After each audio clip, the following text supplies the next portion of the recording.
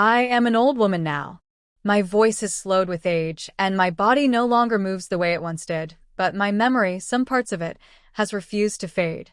There are nights that soften with time, and there are nights that do not loosen their grip no matter how many years pass. Christmas Eve, 1942, is one of those nights. I have carried it quietly for most of my life. I did not speak of it because, in those days, silence was survival. You endured. You continued. You did not ask the world to stop for your pain. But memory has weight, and after many decades, that weight asks to be set down. So I will tell it now, slowly, honestly, without rushing, the way an old woman tells the truth when she finally allows herself to. The world in 1942 was already worn thin. War had taken certainty from everyone. It lived in newspapers, in ration lines, in the absence of men, in the careful way people spoke about the future. Christmas came that year not with celebration, but with restraint. People honored it quietly, as if joy itself had to be rationed. That evening, the cold arrived early.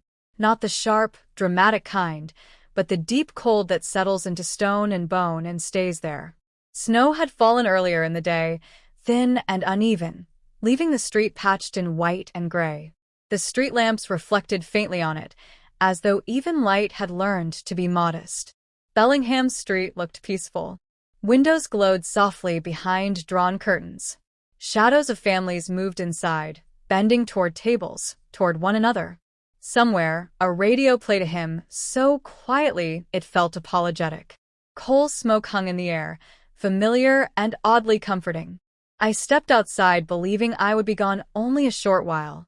I believed the night would treat me gently, because it was Christmas Eve. That belief, that certain nights are protected, was my first mistake. As I walked, my shoes pressed into the thin snow, the sound louder than it should have been. My coat was light. Everyone's was. Fabric was saved for uniforms and children. I kept my hands buried in my pockets and my shoulders raised, as if posture alone could keep the cold away. The farther I went, the quieter the street became.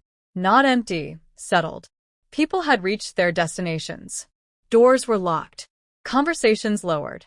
The street began to belong more to shadows than to people. I remember passing one house where laughter burst out suddenly, bright and brief. It startled me. I smiled without meaning to. That sound, ordinary, human, felt precious. Then I noticed him.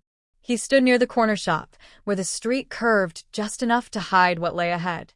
He was not pacing, not smoking, not speaking. He was simply there, pressed lightly against the brick wall, as though the night itself had placed him there and told him to wait. I did not see his face clearly. The light did not reach him properly. His coat was dark. His hat was pulled low. I remember thinking he looked cold. I remember thinking nothing more. I walked past him. After a few steps, I heard footsteps behind me. At first, I told myself they meant nothing. Winter plays tricks with sound. Shoes echo. Silence exaggerates everything. I told myself fear was foolish, that the war had made everyone nervous. Still, my pace changed. So did the pace behind me. My steps had a rhythm, steady, careful. His matched them. Not rushed. Not careless. Measured. Each step landed just after mine, like an answer. My heart did not race wildly. It tightened. A deep, internal tightening, as if something inside me had decided before my mind was willing to accept it. I did not turn around. Something warned me against it. I kept walking, my breath shallow, my body stiff. The streetlights grew farther apart. Darkness pooled freely between them. Windows that had glowed earlier were now dark, their occupants settled, unaware. I tried to think of ordinary things, recipes, hymns, lines from books, anything to anchor myself to normal life. But my thoughts slipped away, leaving only awareness. The footsteps drew closer. I could hear his breathing. That was when fear arrived fully. Not as panic, but as certainty. Fear does not always shout. Sometimes it whispers a final answer. I considered running. I considered screaming. I did neither. Fear does not always make heroes of us. Sometimes it makes us cautious. Sometimes it makes us still. Near the old storage building, the air felt colder, heavier. The walls there were darker than the rest of the street, the windows long boarded over. That was where he spoke. He said my name. Hearing it from a stranger's mouth froze me more completely than the cold ever could. Names are intimate things. They do not belong in the dark. I stopped. I wish I could explain why. Perhaps I believed stopping would shorten the moment. Perhaps I believed obedience might protect me. Perhaps my body made the decision before my mind could argue. He stepped closer. I smelled tobacco and damp wool. Cold air trapped in fabric. "Don't scream," he said quietly. "It's Christmas." Those words have followed me my entire life. They were calm, reasonable, as though he were reminding me of a rule I had forgotten. Time broke apart after that. Moments stretched thin, then snapped. The wall was suddenly at my back. Cold brick pressed through my coat. Snow soaked into the hem of my dress. I remember the shock of it, the way my body reacted before my thoughts could follow. I remember realizing, with terrible clarity, that this was happening. Not might happen, not could happen, was happening. I resisted. I pushed, twisted, kicked. My gloves slipped uselessly. My fingers burned with cold and effort. My voice came and went, thin and unreliable. He was stronger. Not frantic. Not loud. Just relentless. Strength without anger is terrifying. It does not hurry. It does not tire easily. The snow beneath us turned slick. My shoes lost their grip. My body felt clumsy, uncooperative, as though it no longer fully belonged to me. I remember thinking how close the houses were, how unreachable. I waited for a sound, a door, a shout, footsteps rushing toward us. The street gave me nothing. Bellingham Street, which had felt so gentle earlier, became an empty corridor without witnesses. I do not know how long it lasted. Fear distorts time. Minutes behave like hours. Then something changed. A door slammed. Light spilled suddenly onto the snow. A voice called out, loud, sharp, breaking the night. He released me instantly. No warning. No hesitation. He ran. His footsteps faded into the darkness, swallowed by the very street that had failed me. My legs gave way. I slid down the wall, shaking so violently my teeth rattled. My body trembled as though it were trying to escape itself. Someone touched my shoulder. I recoiled sharply.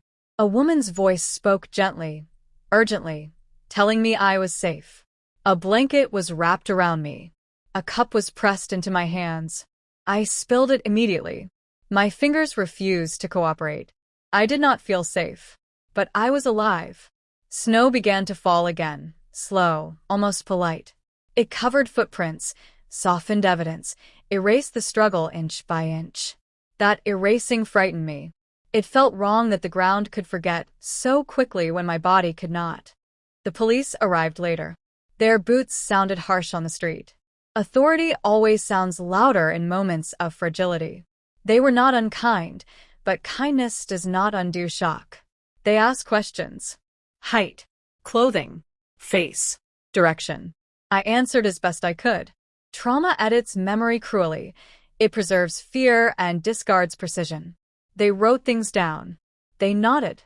They never found him. The walk home felt longer than the walk out. Every shadow looked different now. Every sound carried weight. Inside the house, warmth wrapped around me, but my body did not respond immediately. Shock delays comfort.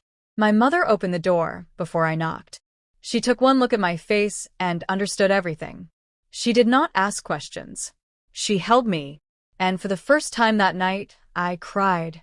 That night did not end when I went to bed. Sleep came in fragments. I woke repeatedly, heart racing, listening for sounds that were not there. Morning arrived quietly. Christmas Day arrived without celebration. People spoke softly. They told me I was lucky. Lucky. In the days and years that followed, I learned new habits. I learned how to lock doors early, how to avoid dark streets, how to carry fear discreetly. Life did not pause. It never does. The war continued. Seasons changed. Years accumulated. I lived. That is the truth that matters most. The night never disappeared. It waited. Sometimes it returned in dreams. Sometimes in smells. Sometimes in footsteps behind me. Each time, I reminded myself where I was, how much time had passed. Now, near the end of my life, I speak this memory aloud not to relive pain, but to release it. What happened to me did not define me, but it shaped me. And survival, quiet, unseen survival, is still courage. Christmas Eve, 1942, was only one night, but it lasted a lifetime. And now, at last, I let it rest.